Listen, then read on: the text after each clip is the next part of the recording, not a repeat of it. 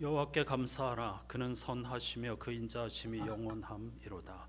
신들 중에 뛰어난 하나님께 감사하라. 그 인자하심이 영원함이로다. 주들 중에 뛰어난 주께 감사하라. 그 인자하심이 영원함이로다. 아멘.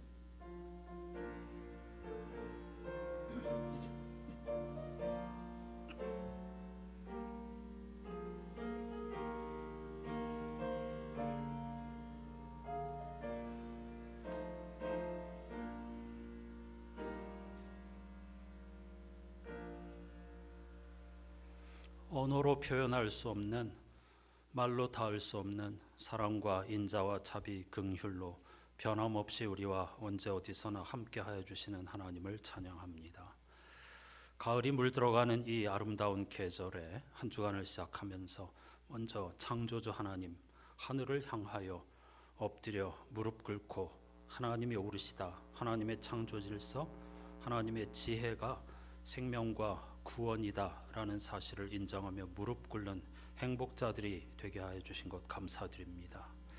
자연의 섭리를 통해서 또한 많은 것을 배웁니다.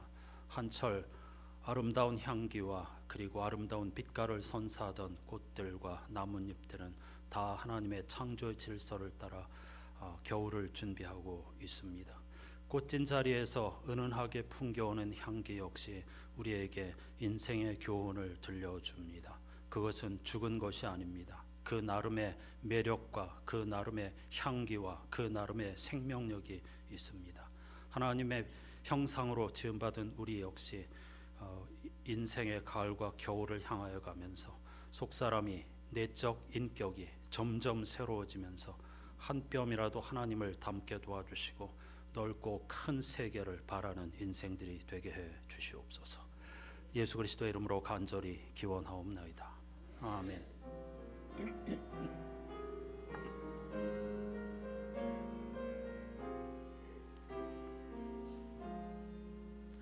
주리 하나님 하늘에 계시니 온 천하 만민 주 앞에 찬송하네. 이 천지 만물도 주 앞에 엎드려 그 거룩하신 이름을 늘 높이네.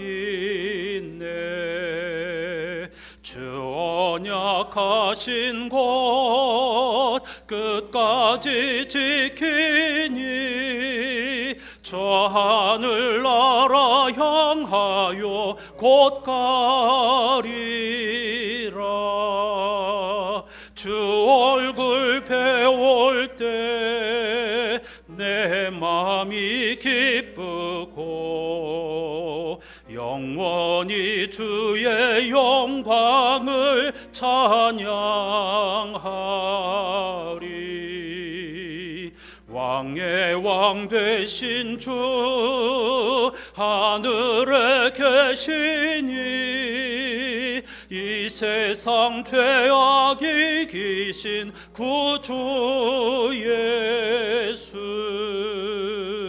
저 천군 천사들 주옹위하고서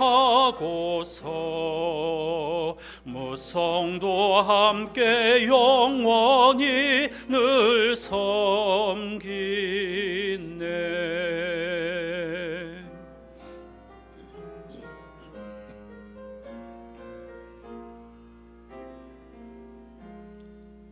성삼일체께 승리한 무리들 다 기쁜 소리 높여서 감사드려. 창조주 하나님 내 주님 되시니 주 앞에 나도 엎드려 경배하네.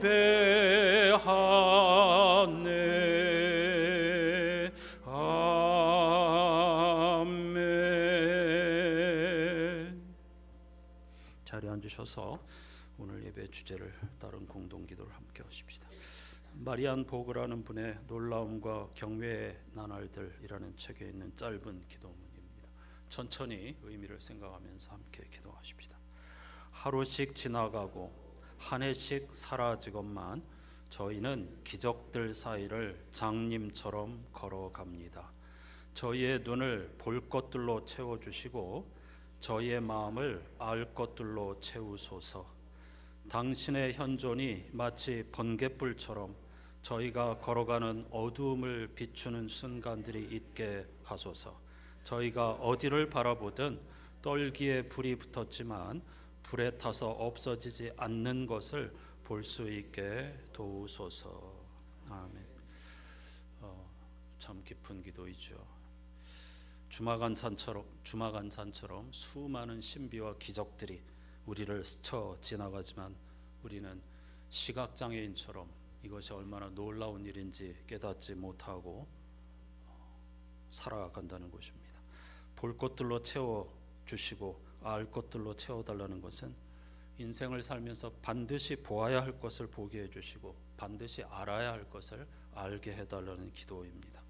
번갯불처럼 순간적인 깨달음을 통해서 우리가 빛을 보게 해달라고 기도하고 있고, 어디를 바라보든 무엇에 집중하든 불이 붙었지만 불에 타서 없어지지 않는 것, 즉 영원, 하나님, 생명, 구원, 이런 것들에 집중하는 삶을 살게 해달라는 기도이죠. 이러한 기도의 가치를 향하여 삶의 방향을 돌이키게 해달라고 다 같이 침묵으로 기도하십시다.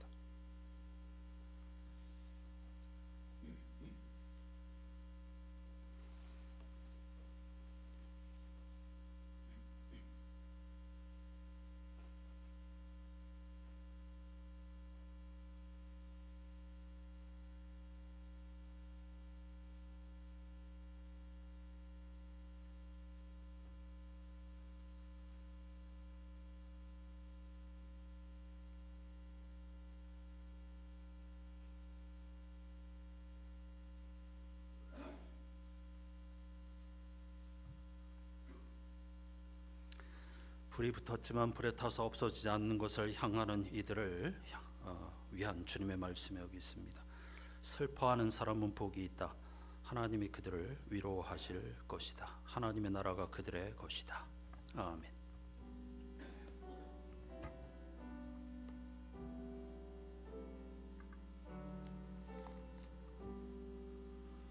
그리스도인들이 믿는 도리를 사도신경으로 함께 고백하죠. 나는 전능하신 아버지 하나님 천지의 창조주를 믿습니다. 나는 그의 유일하신 아들 우리 주 예수 그리스도를 믿습니다.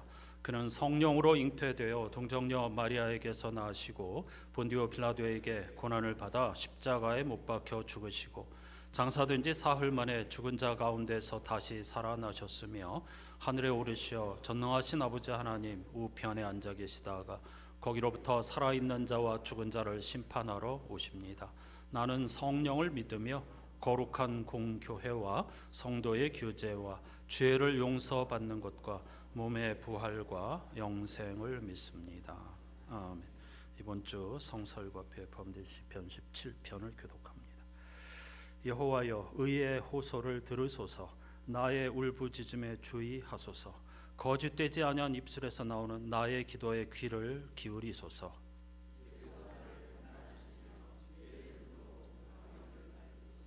주께서 내 마음을 시험하시고 밤에 내게 오셔서 나를 감찰하셨으나 흠을 찾지 못하셨사오니 내가 결심하고 입으로 범죄하지 아니하리이다.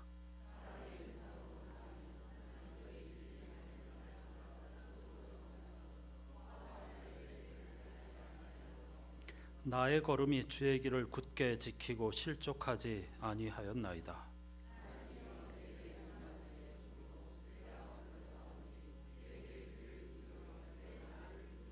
주께 피하는 자들을 그 일어나 치는 자들에게서 오른손으로 구원하시는 주여, 주의 기이한 사랑을 나타내소서.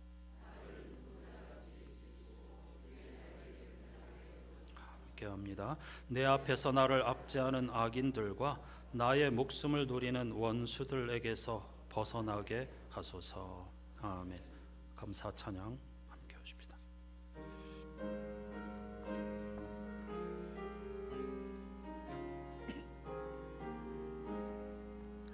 저 밭에 농부나가 씨 뿌려 놓은 후 주 크신 능력 내려 잘 길러 주셨네. 또 사시사철 따라 햇빛과 단비를 저 밭에 내려주니 그 사랑 한없네. 온갖 귀한 선물 주님이 주신 것, 그 풍성하시는 해를 다 감사드리세. 저 산과 들을 보라 참 아름답구나. 길가에 고운 꽃도 주님의 솜씨라. 저 공중 나는 새도 다 먹여주시니 그 사랑하는 자녀 돌보지 않으랴. 온갖 귀한 선물 주님이 주신 것, 그 풍성하시는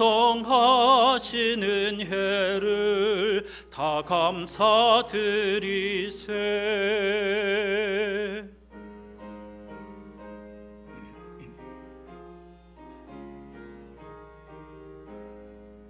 씨 뿌려 거둔 곡식 주님의 은혜라.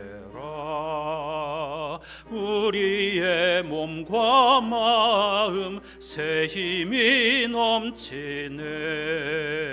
주 은혜 받은 우리 참 감사하면서 이 예물 드리오니 다 받아주소서. 온갖 귀한 선물 주님이 주신 것, 그 풍성하시는 해를 다 감사드리세.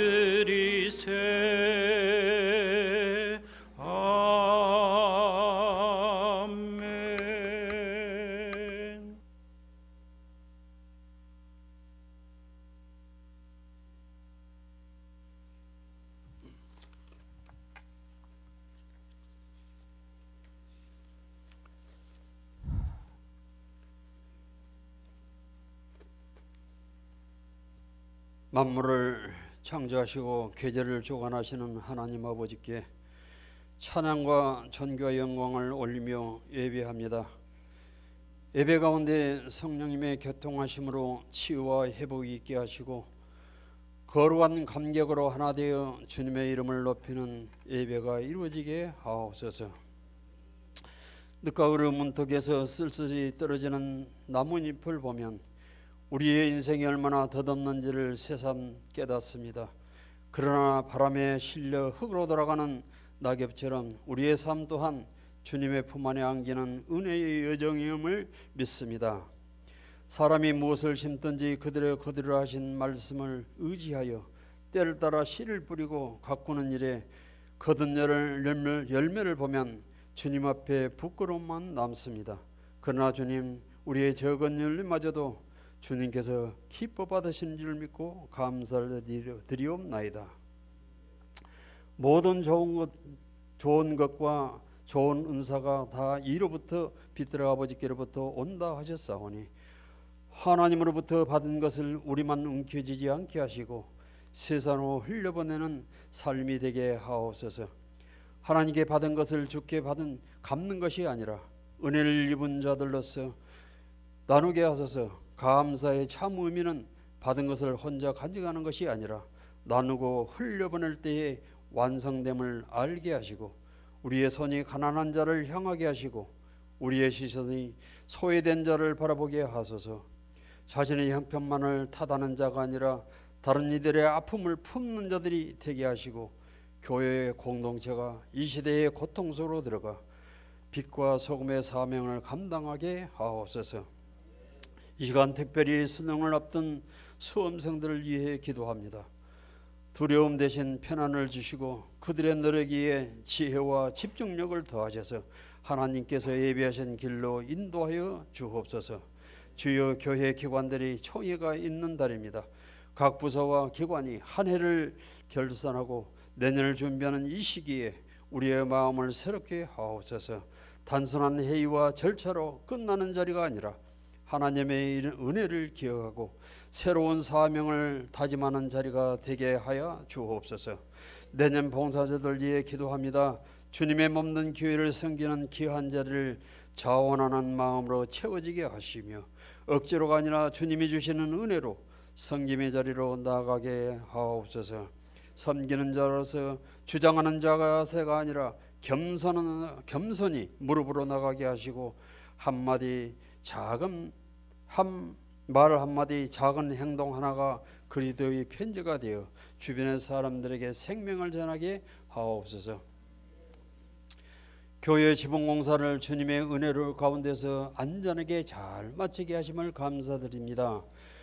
교회 관리부 장장로인을 비롯하여 많은 분들이 기도와 위로와 간식 등을 제공하여 주심으로 일꾼들에게 힘을 돋아주고 또한 물질로 모두가 주 안에서 서로 합력하여 잘 마칠 수 있음을 감사합니다. 수고한 모든 이에게 은혜를 베풀어 주시옵소서. 세상 만물이 하나님의 아버지의 통치 안에 있습니다. 특별히 하나님의 자녀들이 하나님의 통치 아래 순복하고 세상 어떤 것에도 미혹을 받거나 불의에 굴하지 않게 하옵소서.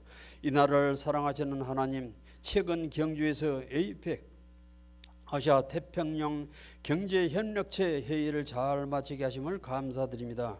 이번 회담을 통해 국가 간의 많은 대화와 협력이 이루어져 화합과 공동번역의 길로 나가게 하옵소서. 특별히 대한민국이 세계 열방 가운데 더욱 하나님의 통치 아래 하나님의 위상을 높이는 이 나라가 되게 하시며 국제적인 협력의 중심에서 평화와 정의를 실현하는 귀한 역할을 감당하게 하옵소서. 세계 모든 나라가 전쟁과 분쟁을 멈추고 평화와 화합으로 나갈 수 있도록 도와주시옵소서. 이 시간 말씀을 전하실 송영 목사님을 성령 충만함을 덧입혀 주셔서 말씀을 전하실 때에 상한 심령들이 치유함과 막힌 문제가 해결함을 받는 은혜를 체험하게 하옵소서. 하나님의 나라는 말에 있지 아니하고 능력이 있다 하신 우리 주 예수 그리스도의 존귀하신 이름으로 간절히 기도드리옵나이다. 아멘.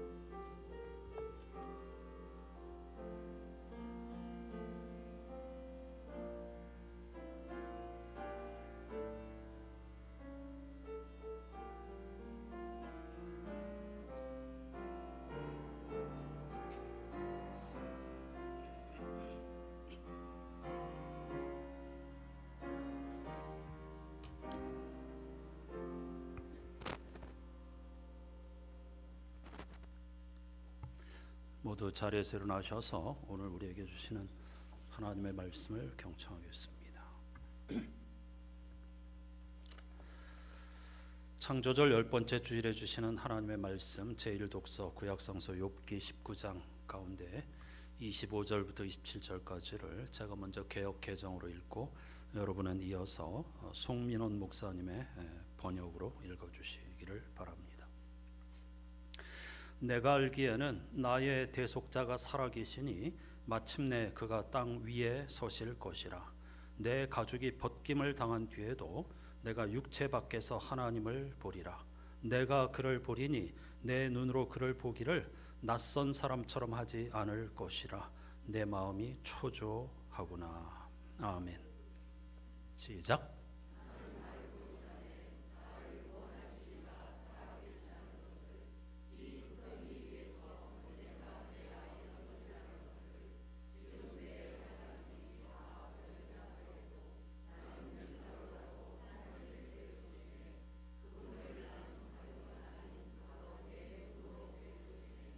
아멘.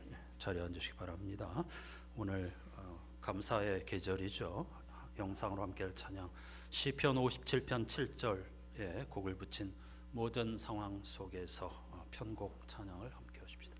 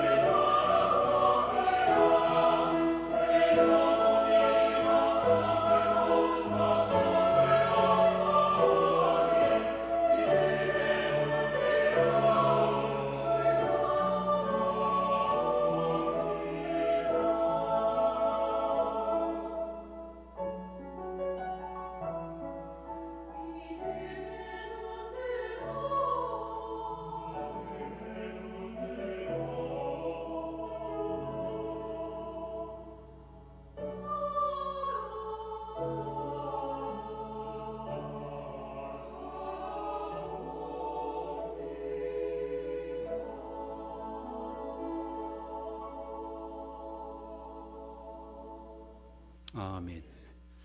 오늘 본문 욥기를 읽으면서 불현듯 떠오른 찬송입니다. 욥의 신앙 고백 그대로죠. 나의 마음이 흔들림 없이 주님을 바라봅니다. 모든 상황 속에서 나는 주님을 찬양합니다. 이런 신앙 고백, 깊고도 한없이 넓은 믿음이 까닭없는 이 신앙 고백이 우리 안산교회 공동체의 것이 될 수 있기를 진심으로 축복합니다. 여러분은 혹시 우리나라에 훈맹정음이 있다는 사실을 알고 계십니까? 세종대왕이 1446년에 반포한 한글을 일컫는 훈민정음은 알아도 훈맹정음은 처음 듣는 분이 많을 겁니다. 훈맹정음은 글자 그대로 시각장애인을 위한 한글 점자를 의미합니다. 지난 11월 4일은 99번째 한글 점자의 날이었습니다. 이렇게 오랜 세월 동안 한글 점자의 날이 있다는 것도 모르셨죠? 어떤 의미에서는 당연할 수도 있겠죠. 1926년 서울 맹학교의 전신인 재생원 맹아부의 초대 교사 박두성 선생이 6개씩의 점으로 만든 한글 점자를 반포한 것을 기념하는 날이 바로 한글 점자의 날입니다. 현재 한국 시각장애인의 수는 약 30만 명에 이른다고 합니다. 이들을 위해 일반 문자를 점으로 된 문자 손으로 읽어가는 것이죠. 변환하는 일을 하는 사람들이 있습니다. 그들을 보통 점역사라고 부르는데 문자나 기호, 그림, 도표, 악보 등을 점자로 바꾸는 사람을 점역사라고 부릅니다. 그리고 그것으로 끝나는 것이 아니라 점역사들이 점자로 번역한 글을 다시 시각장애인의 입장에서 바로잡고 보완하는 사람들이 있는데 그들을 교정사라고 부릅니다. 이들을 합하여 점역교정사라고 부르죠. 시각장애인을 위해서는 우리말은 물론 영어, 음악, 미술 등 다양한 분야의 전문 점역사가 필요합니다. 그 가운데 음악 점역사를 예로 들어보죠. 음악 점역사가 되려면 음악 관련 학과 졸업자로서 먼저 국어 점역사 자격증을 취득해야 합니다. 모든 분야의 점역사 자격을 취득하기 위해서 기본적으로 국어 점역사 자격증을 반드시 취득한 사람에게 그 다음 과정에 자격 시험에 응시할 수 있는 기회가 주어지기 때문입니다. 그 다음에 기본적으로 국어 점역사 자격증을 취득한 다음에 영어 점역사 자격증을 취득해야 하고 마지막으로 음악 점역사 자격증을 얻어야 합니다. 길고 지난한 과정이죠. 우리나라는 현재 약 100명가량이 이 일을 하고 있다고 합니다. 100명이 꽤 그래도 숫자가 되는 것 같지만은 여기에도 급이 있습니다. 따라서 정말 음악 점역사로서 활동할 수 있는 숫자는 100명 가운데도 소수에 불과합니다. 간혹 피아노라든가 세계적 콩쿠르에 시각장애인이 우승을 하는 경우가 있습니다. 몇 해 전에도 일본의 피아니스트가 반 클라이번 콩쿠르에서 우승을 하였는데요. 그들 뒤에는 음악 점역사들의 엄청난 노고가 있는 것이죠. 저는 이런 분들이 있어서 이런 소식을 들을 때 세상은 참으로 아름답고 살만한 곳이구나 라고 생각합니다. 엄청난 위로와 도전을 받습니다. 여러분, 점역사라고 하는 직업만으로는 생계를 전혀 유지할 수가 없습니다. 그런데 그 힘든 자격증을 취득해가지고 다른 직업을 겸하면서 시각장애인의 눈이 되어주고자 힘들고 고된 과정을 통해 자격증을 얻고 보이지 않는 곳에서 묵묵히 자신의 소명을 감당하는 이들 때문에 그래도 세상은 아름답고 그래도 세상은 살만한 곳이 아니겠습니까? 하지만 한편에서는 여전히 시각장애인을 보며 복음서 말씀처럼 누구의 죄 때문이냐고 묻는 이들이 여전히 많습니다.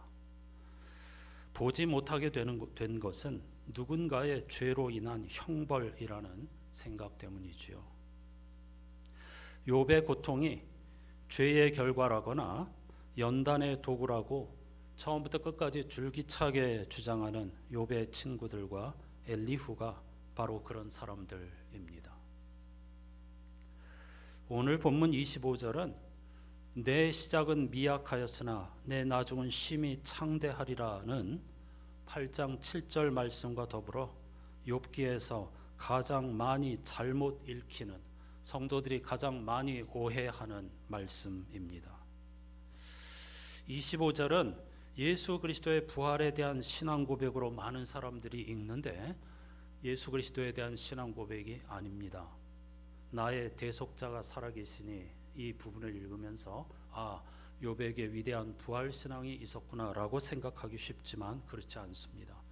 구약 시대에는 부활 신앙 아직 없었습니다. 그걸 오늘의 시각으로 넘겨 짚으면서 성서를 읽는 거죠. 이런 오독이 얼마나 많은지 모릅니다. 25절 말씀은 욥기의 마지막 부분, 욥의 마지막 발언인 42장 2절에서부터 6절까지 자신의 눈으로 하나님을 뵙기를 갈망하는 것과 긴밀하게 연결되어 있습니다. 극심한 고난에 처한 사람이 회복의 희망을 계속 품고 있기란 거의 불가능한 일입니다. 그 어려운 것을 욥이 지금 하고 있는 중입니다. 그는 자신에게 벌어진 모든 문제를 해결하실 분이 살아계심을 확실히 믿는다고 고백하고 있는 것입니다. 대속자로 번역한 히브리어는 고엘이라는 단어인데요, 희생제물, 속량제물이라는 뜻입니다. 실제로 이스라엘에서 대속제일 연초에 희생제물의 염소나 양의 머리에 안수하여서 그를 제물로 하나님께 드리고 한 마리는 광야로 보내는, 그러니까 죄를 안고 가라는 것이죠. 그런 의미에서 행하는 의식이 있었는데 그 희생제물을 고엘이라고 불렀습니다. 신약성서에 보면은 부모님께 효도를 다해야 하는 사람들이 나의 제물을 고엘로 드렸습니다라면서 핑계대는 이야기를 들려줍니다. 내 할 일을 다 했으니까 더 이상 부모님을 봉양할 그런 여유가 없다라고 핑계대는 것이죠. 욥이 나의 고일이 살아계심을 확실히 믿는다고 하는 것은 규범적 지혜나 헛된 희망이 아니라 내 눈으로 심장으로 아파하시는 하나님을 반드시 보고 싶습니다. 이렇게 고백하는 것입니다. 예수 그리스도도 자신을 속죄제물로 우리에게 내어주신 거잖아요. 심장으로 아파하시는 하나님의 그 행동이 결국 결과적으로 예수 그리스도의 십자가를 부른 것입니다. 마찬가지로 이 구절에서 욥은 부활 신앙을 말하는 것이 아니고 심장으로 아파하시는 하나님을 이 계심을, 나는 그분을 내 두 눈으로 보고 싶습니다. 규범적 지혜에서 가르치는 하나님이나 헛된 희망을 주는, 희망 고문을 주는 하나님이 아니라 심장으로 아파하시는 하나님을 내 눈으로 보게 되기를 원합니다. 이렇게 부르짖는 것이 오늘 본문의 핵심입니다. 그리고 우리는 마침내 욥의 이런 간절한 소원이 실현되는 장면을 마지막에서 보게 됩니다. 42장 6절에 보면은 내가 잿더미 위에 앉아서 돌이키고 회개합니다. 이렇게 번역이 되어 있습니다. 대표적인 엄청난 오역이라는 것을 송민원 목사님이 바로잡고 있습니다. 이렇게 번역하는 것이 옳다고 말이죠. 저는 흙먼지와 잿더미 위에서 멸시를 당해 왔습니다만 이제 위로를 받습니다. 완전히 다른 번역이죠. 회개합니다가 아닙니다. 욥은 잘못한 게 없습니다. 한 번도 하나님께서 욥이 뭘 잘못했다고 말씀하지 않습니다. 욥의 친구들과 엘리후가 너가 뭔가 알던 모르던 엄청난 죄를 지었기 때문에 고난을 당하는 것이다. 혹은 엘리후라고 하는 젊은 친구는 하나님께서 당신을 연단하는 것이니까 잘 견디면 좋은 일이 있을 겁니다 라고 권면하였죠. 이것을 욥은 내가 지금까지 잿더미 위에서 흙먼지 위에서 그들로부터 규범적 지혜자들로부터 하나만 아는 사람들로부터 멸시를 당해왔습니다만 이제 하나님으로 인하여 위로를 받습니다. 이렇게 고백하고 있는 것입니다. 욥기의 주제는 까닭 없는 신앙이 가능한가를 묻는 것입니다. 이유 없는 신앙이 가능한가? 하나님이 상 안 주셔도 내가 애쓴 만큼 갚아주지 않아도 나를 다른 사람보다 돋보이게 해주시지 않아도 직분을 주시지 않아도 그래도 하나님을 신뢰할 건가? 그래도 정말 하나님을 믿을 건가? 이런 엄청난 질문을 우리에게 던지는 책이 욥입니다. 따라서 욥기는 욥이 당하는 고통의 이유를 말하지 않습니다. 도리어 창조 세계, 하나님의 창조 세계 안에는 인간이 가 닿을 수 없고 인간이 도무지 이해할 수 없는 것들이 가득하다는 말씀을 끊임없이 되올릴 뿐입니다. 따라서 욥기는 이해할 수 없는 것을 이해시키려는 책이 아닙니다. 욥기의 1차적인 목적은 우리로 하여금 욥의 친구들처럼 되지 말라는 것과 사랑이라는 이름으로 행해지는 수많은 폭력을 고발하는 것이죠. 또 다른 목적은 자신의 잘못이 아님에도 자신을 탓하는 수많은 이들에게 그건 내 잘못이 아니야 라고 말해주는 것이 욥기의 목적입니다. 일반화의 오류 혹은 규범의 폭력에서 벗어나라는 가르침이 욥기가 들려주는 중요한 지혜입니다. 송민원 목사님은 성경에 욥기가 있는 이유가 도대체 무엇이냐는 질문에 욥기가 없는 성경을 상상해 보라고 반문합니다. 실제로 최근에 이 욥기 공부하는 자리에 갔더니 어떤 분이 저는 욥기를 아주 싫어합니다. 저는 욥기를 읽지 않습니다. 왜냐하면 욥은 부자였기 때문입니다. 엄청난 부자가 고난을 받았다가 나중에 다시 배로 갚음을 받고 다시 부자가 됐다는 책을 태어나서부터 지금까지 고통 속에 살아온 나로서는 받아들일 수도 없고 전혀 마음이 열리지 않습니다. 이 책이 나와 무슨 상관이 있습니까? 나와 같은 사람이 욥기를 읽어야 할 이유가 무엇입니까? 라고 정말 실제로 질문하더군요. 그런데 이건 정말 실제적인 질문입니다, 여러분. 그분이 제대로 보았습니다. 욥은 당대의 최고 의인이었고 최고 부자였습니다. 권력자였습니다. 그가 고난을 당하였다가 다시 회복되었습니다.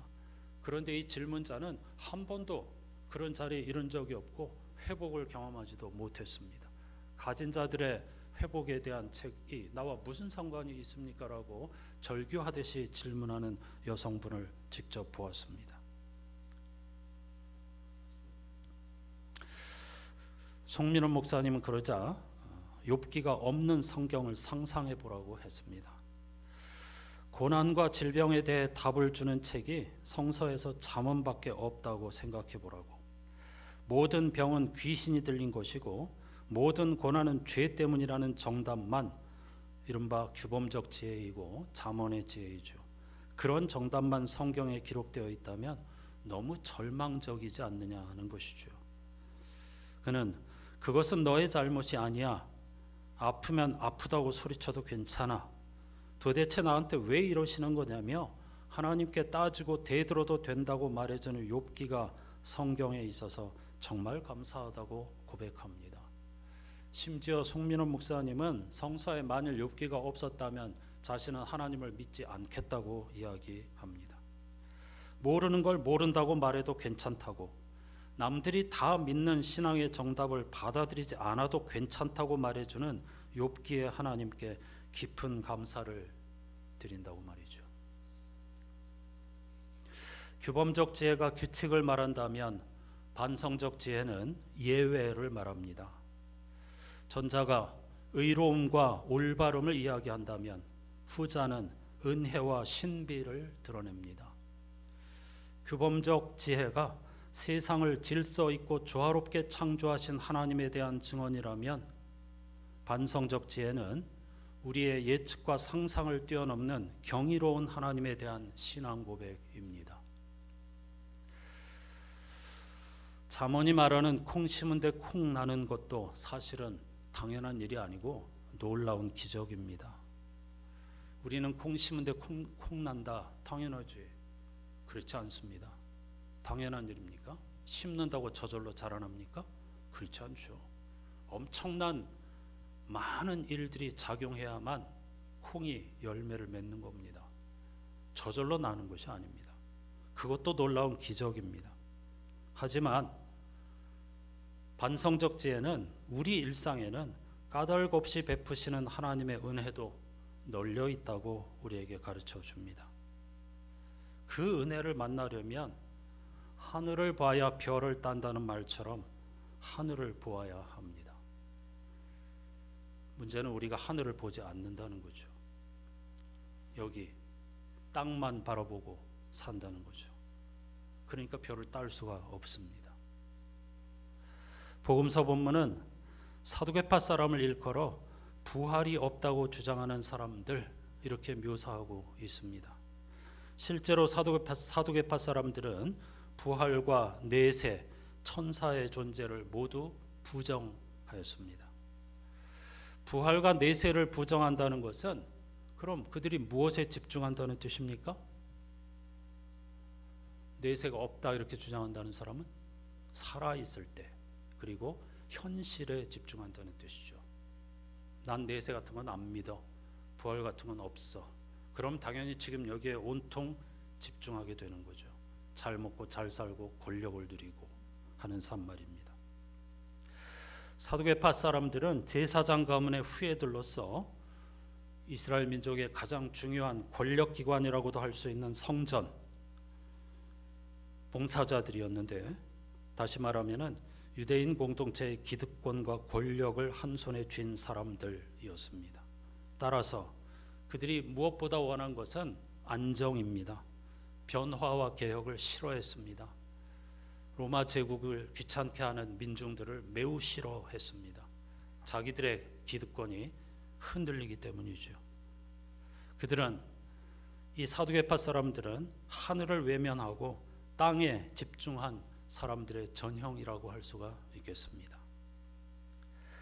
여러분, 점역사가 문자를 점으로 번역하는 사람이라면 설교자는 성서의 세계를 일상 언어로 번역하는 사람들이라고 할 수 있습니다. 감리교 창시자로 알려진 존 웨슬리는 목회자들에게 이렇게 경고하였습니다. 당신은 그리스어와 히브리어를 알고 있습니까? 그렇지 않다면 그 언어로 쓰인 성서를 대체 어떻게 설명할 것입니까? 더 나아가 모든 반대자로부터 그 책을 변호해야 하는 소명을 어찌 감당할 수 있겠습니까? 원어를 아는 사람이나 아는 척하는 사람 앞에서 속수무책이지 않겠습니까? 엉터리 주장을 무슨 수로 논파하겠습니까? 당신은 구약의 언어를 잘 알고 있습니까? 아니 조금이라도 알고는 있습니까? 다윗의 시 한 편, 아니 창세기 1장이라도 원문에서 번역할 수 있습니까? 당신은 신약의 언어는 알고 있습니까? 적어도 누가복음 1장의 원문을 읽으며 번역할 실력은 됩니까? 그렇지 못하다면 대체 학교에서 몇 년을 보낸 거죠? 그 긴 세월 동안 대체 무엇을 배웠단 말입니까? 부끄러워 얼굴을 들지 못해야 마땅하지 않습니까? 제가 말하고자 하는 핵심은 무엇보다도 그리스어와 히브리어로 된 성경을 공부해서 그리스도의 사랑을 배우라는 것입니다. 라고 말이죠. 목사로서 저 역시 부끄러워 얼굴을 들지 못하는 사람 중에 하나입니다. 몸부림치고 노력을 하고 있을 뿐이죠. 저는 웨슬리의 말, 제가 이 말을 목회자가 아닌 여러분들에게 전해드리는 이유가 있습니다. 저는 이 글을 읽으면서 웨슬리의 말이 목회자에게만 해당되는 것이 아니라고 생각했기 때문입니다. 여러분들어 히브리어와 성서 히브리어와 헬라어, 성서 언어를 공부하라는 뜻이 아닙니다. 웨슬리는 여러분들에게 이렇게 묻고 있습니다. 여러분이 진정 그리스도인이라면 하늘의 세계를 알기 위해서 얼마나 몸부림치고 있습니까? 30년, 40년 신앙생활을 했는데 정말 까닭 없는 신앙에 대하여서 고민해 보셨습니까? 성서의 세계를 조금이라도 더 알고 따르기 위해서 얼마나 몸부림쳐 보셨습니까? 여러분은 그리스도의 사랑을 얼마나 알고 계십니까? 라고 묻는 것만 같았기 때문입니다.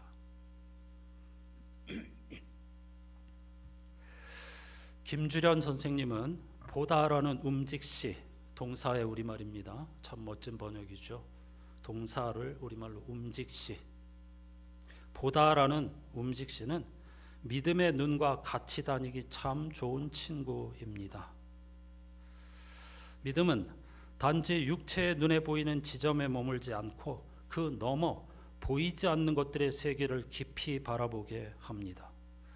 보다라는 움직시에는 먼 데 있는 것을 가까이 당겨주고 보이지 않는 것까지 말함으로써 있기를 가능하게 하는 힘이 있습니다. 뭔가를 존재하게 하는 힘. 그러면서 이렇게 우리에게 묻습니다. 지금 우리 시대 어른들이 들려주는 이야기가 얼마나 어린 세대의 마음을 움직일 만한 신나는 이야기인지, 보이지 않는 세계를 마음껏 상상해 볼 수 있는 바탕이 되고 있는지 궁금합니다. 라고 말이죠. 부모와 조부모인 여러분, 우리들이 자녀들에게 들려주는 이야기는 뭡니까? 유치원 때부터 영어를 배우고 의대 입시를 준비하고, 이렇게 하지 않으면 저 가난한 사람들처럼 된단다. 이렇게 하지 않으면 저 노동자처럼 고생하면서 죽도록 살게 된단다.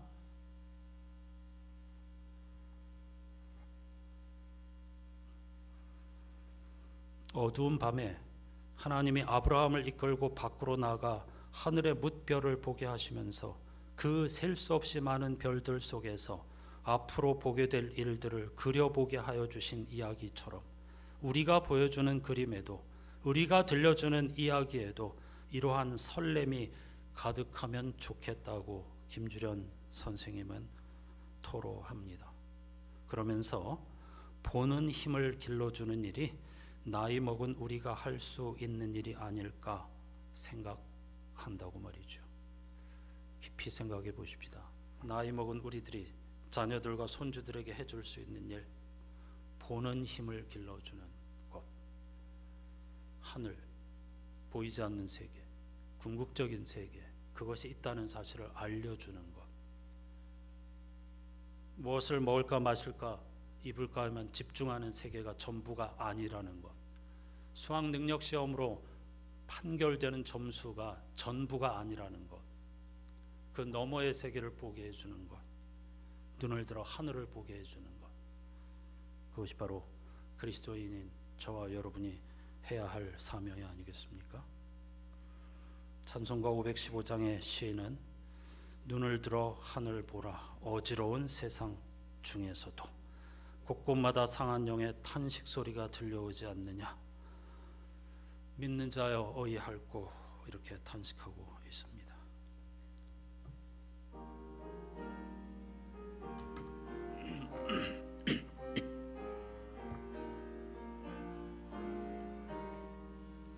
눈을 들어 하늘 보라, 어지러운 세상 중에 곳곳마다 상한 영의 탄식 소리 들려온다. 빛을 잃은 많은 사람 길을 잃고 헤매이며 당자처럼 기진하니 믿는 자여 어이할꼬. 눈을 들어 하늘 보라, 어두워진 세상 중에 외치는 자 많건만은 생명수는 말랐어라. 죄를 대속하신 주님 선한 일꾼 찾으시나 대답하리 어디 있나 믿는 자여 어이할꼬. 눈을 들어 하늘 보라. 살아계신 주 하나님 약한 자를 부르시어 하늘 뜻을 전하셨다. 생명수는 홀로 예수 처음이요 나중이라. 주님 너를 부르신다. 믿는 자여 어이할꼬.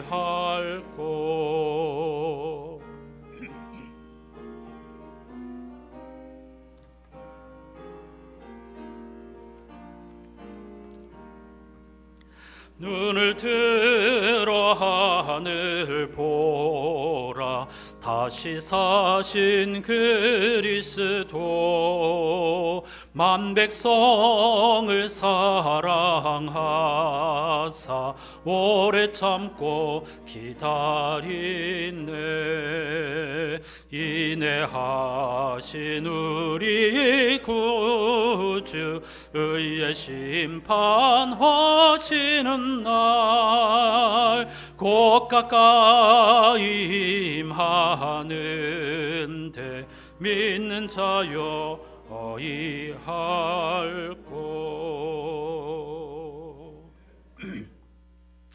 마지막에 반복되는 믿는 자여 어이할꼬의 원가사를 직역하면 당신은 무엇을 하시겠습니까? 입니다. 이런 시대에 당신은 무엇에 인생을 걸겠습니까? 무엇을 하시겠습니까? 남은 세월 동안에 하늘을 보며 땅에서 성실한 삶을 살고 특히 우리의 후손들에게 보는 눈을 길러주는 인생이 되게 해달라고 다 같이 간절한 마음으로 기도하십시다. 하나님 아버지,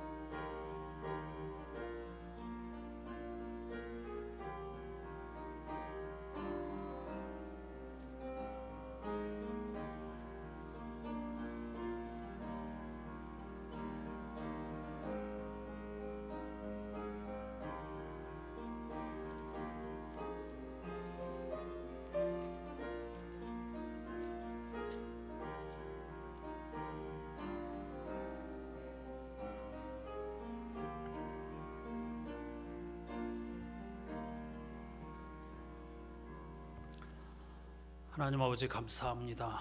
오늘 또 우리에게 이렇게 예배라고 하는 은총의 사건에 참여할 수 있게 해주신 것, 세상 무엇과도 바꿀 수 없는 하나님의 사랑, 하나님의 은총 때문인 줄로 믿습니다. 욥의 탄식, 규범적 죄가 들려주는 외침에 귀를 기울이는 대신 그것도 맞지만 그러나 그 너머의 세계가 있다는 사실을 가지고 하나님 앞에 씨름하던 욥의 신앙이 우리의 것이 될 수 있기를 바랍니다. 콩 심은데 콩 난다고 나는 것도 하나님의 창조 질서이지만 하나님은 그런 규범적 지혜에 갇혀 계시는 분이 아니고 우리가 이해할 수 없는 일, 설명할 수 없는 일도 행하시는 분이기에 그것까지 인정해야만 우리는 하늘의 세계를 조금씩 알아가게 되겠지요. 사랑하는 안산교회 성도들 한 분 한 분에게 땅에서 살지만 하늘을 바라보는 사람들이 되게 해 주시옵소서. 불타지만 불에 사라지지 않는 떨기나무를 보는 사람들이 되게 해 주시옵소서. 그런 봄의 지혜와 능력 너머의 세계를 우리 자녀들과 후손들에게 보게 하는 안목을 길러주는 부모들이 되게 해 주시옵소서.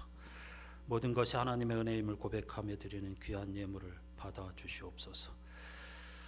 오병이어와 같은 마음으로 드린 예물로 예배당 지붕공사 새로운 옷으로 잘 갈아입었습니다. 감사합니다.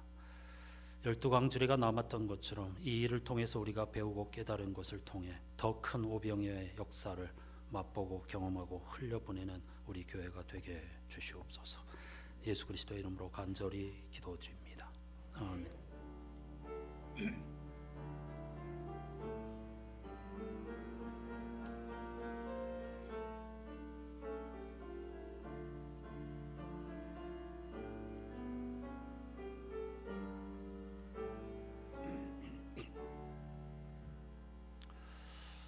오늘 515장 마지막 가사를 가지고 서로 인사하시죠. 당신은 무엇을 하시겠습니까?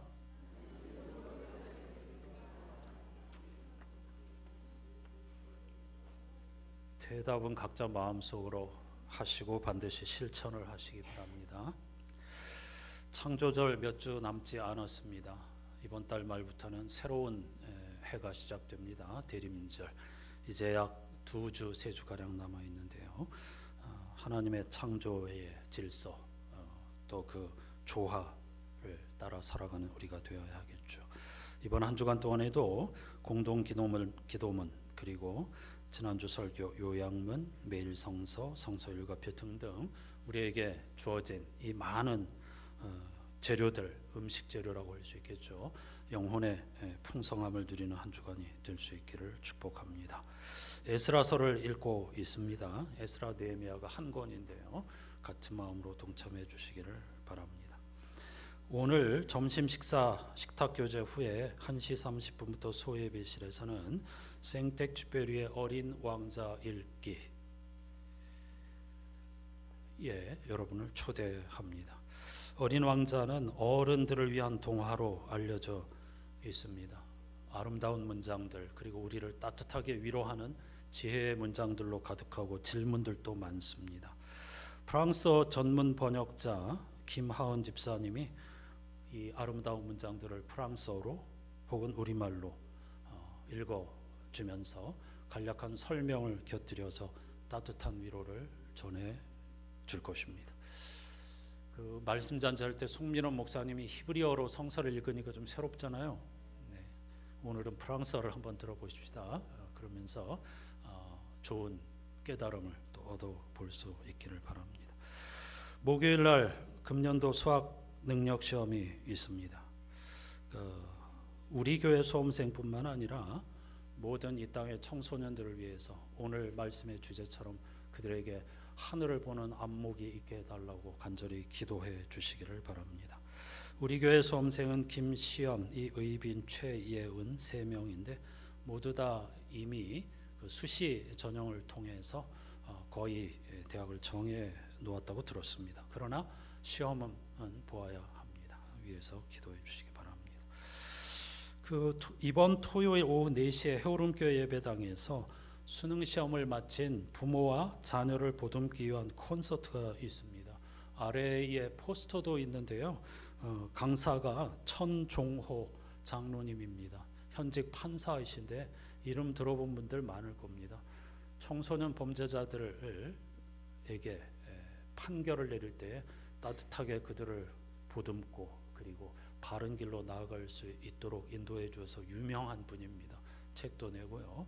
그래서 꼭 수험생뿐만 아니라 자녀를 기르는 부모가 어떻게 자녀들을 격려해야 하는지 그런 것도 배울 수 있고요. 그의 경험도 배울 수 있고 자녀들에게도 또 따뜻한 위로를 전해줄 것입니다. 돌아오는 토요일 오후 4시 찬양도 있고 여러 가지 순서가 있습니다. 포스터 보시고 함께 하시면 좋을 것 같습니다. 그리고 기쁜 소식이 또 하나 있습니다. 11월 26일 수요 기도회는 송민원 목사님이 설교하실 것입니다. 이번에 여수 말씀잔치 하시고 기억이 너무 좋아가지고 사모님과 함께 올해 전혀 쉬지를 못했는데 좀 계속 책을 내고 있기 때문에 한 3, 4일 이렇게 돌산에서 쉬시겠다고 이렇게 날짜를 정했는데 오는 길에 여러분들께 감사의 인사도 전하고 지난주에 제가 말씀드린 것처럼 우리 교회가 드린 그 적은 사례비를 다 그분의 일본어 책을 인쇄하는 데 전액 다 기부하였기 때문에 그런 사연도 이야기하고 함께 감사의 인사를 드리고 싶다고 이렇게 말씀하셔서 기쁜 마음으로 아마 해오름교회랑 같이 우리 교회에서 수요기도회 한 번 더 하게 될 것입니다. 빠짐없이 다 참여해 주시고 또 기도해 주시기 바랍니다. 예배당 지붕 새로운 옷으로 갈아입었습니다. 이 목사님이 드론을 띄워서 촬영한 곳인데 멋지죠? 컬러도 아주 좋습니다. 근데 정말로 튼튼한 재료로 꼼꼼하게 이렇게 안전하게 공사를 잘 맞춰 주었습니다. 여러분 덕분입니다. 물론 정말 우리 김영준 장로님의 기도대로 많은 분들이 애써 주셨고 특히 우리 장세중 장로님 업체 선정부터 공사 감독까지 많은 애를 써 주셨습니다. 정말로 감사드리고 오병이어 건축 헌금으로 넉넉하게 이 공사를 마칠 수 있었습니다. 지난주에도 말씀드렸지만 저는 이 주님의 가르침이 진리이고 현재 진행형이라고 믿습니다. 저는 여러분들에게 헌금하라고 강요하지 않았습니다. 그러나 여러분이 그 일을 해내셨습니다. 그리고 남아 있습니다. 물론 남은 것은 이제 이 지붕 좋지 않은 것들을 뜯어내고 전기 공사하는 일에 사용할 것이고 앞으로도 이 오병이어 건축 헌금은 그 일을 위해서 계속 둘 작정입니다.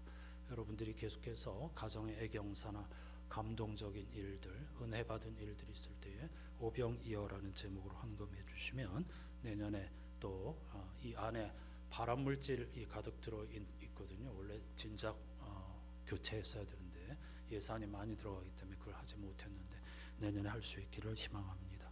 기도해 주시기를 바랍니다. 다 같이 자리에서 일어나셔서 찬양하십시다.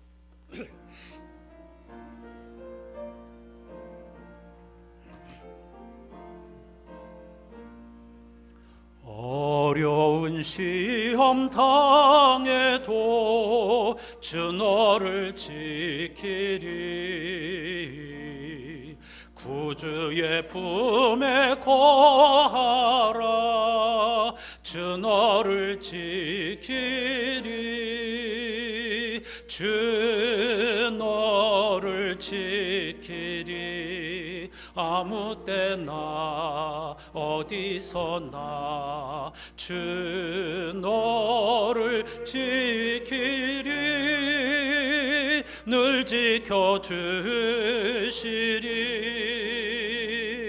주 너를 지키리 아무 때나 어디서나 주 너를 지키리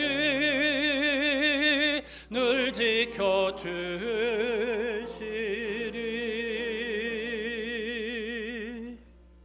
한 주간 동안 광야의 여정을 출발하는 여러분들에게 주시는 하나님의 말씀이 여기에 있습니다.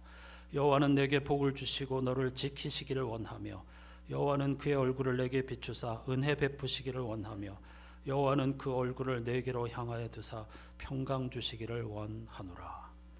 우리 구주 예수 그리스도의 은혜와 하나님 아버지의 사랑과 성령님의 말로 닿을 수 없는 탄식과 교제가 하나님의 가슴 뛰게 하는 생명과 진리의 말씀 금보다 귀하고 꿀보다 단 하나님의 말씀을 가슴에 품고 한 주간 동안의 광야 여정에 나서는 모든 이들의 삶의 순간마다 함께해 주시옵기를 간절히 축원하옵나이다.